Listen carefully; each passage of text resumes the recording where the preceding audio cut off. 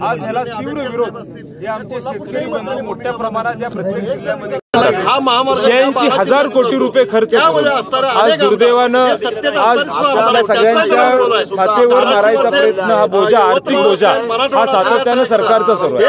तुम्ही महामार्ग करायच्या ऐवजी तुम्ही हेच पैसे आज तुम्ही शेतकऱ्यांची कर्जमाफी करा, आमचं काहीही त्यामध्ये दुमत।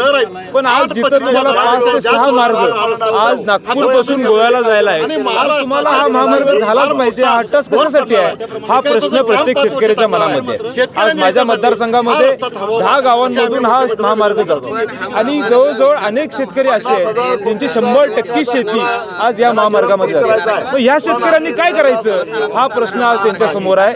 आज सगळ्या शेतकऱ्यांचा तीव्र विरोध आहे। माझी विनंती आहे सरकारला अजून देखील की तुम्ही हा महामार्ग रद्द केला पाहिजे। या दुर्दैवाने येणाऱ्या काळामध्ये पुराची परिस्थिती देखील कोल्हापूरला अनुभवावी लागेल, अशी परिस्थिती पुढच्या काळामध्ये येईल। तुम्ही कुठल्याही परिस्थितीमध्ये हा महामार्ग रद्द करा, नाहीतर मोठ्या प्रमाणात आंदोलन आज या राज्यामध्ये प्रत्येक जिल्ह्यामध्ये प्रत्येक भागामध्ये केलं जाईल। हा आमचा खऱ्या अर्थाने या आंदोलनाच्या माध्यमातून सरकारला कुठल्याही परिस्थितीमध्ये काय सांगाल दादा?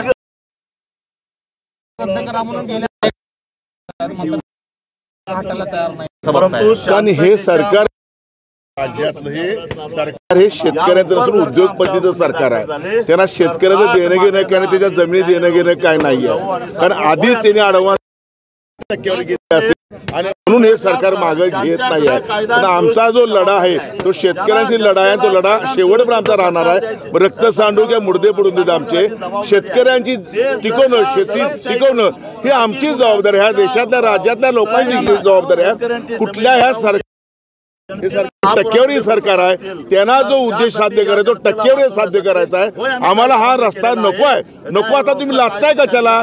तेच पैसे विकासासाठी उपयोगी आणा, तेच शेतकरी तुम्हाला सांगतो शेतकऱ्यांचं कर्जमाफी उपयोगी आणा। हा मार्ग कशासाठी कुणासाठी करताय? तर ठेकेदारांसाठी, ठेकेदार लाड करण्यासाठी हा मार्ग करतायत। म्हणून आज आम्ही सर्वांनी आज इथं शेतकरी रास्ता रोको केलेला आहे। उपलब्ध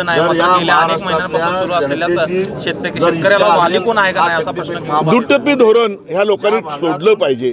इकडे म्हणायचं मताच्या राजकारणासाठी, निवडणुकीच्या मतासाठी राजकारणासाठी आधी म्हणायचं आम्ही तुमच्यावर आहोत आणि निवडून आल्यानंतर शेतकऱ्यांना वारावर सोडायचं, हे दुर्दैव त्या लोकांचा मी निषेध करतोय।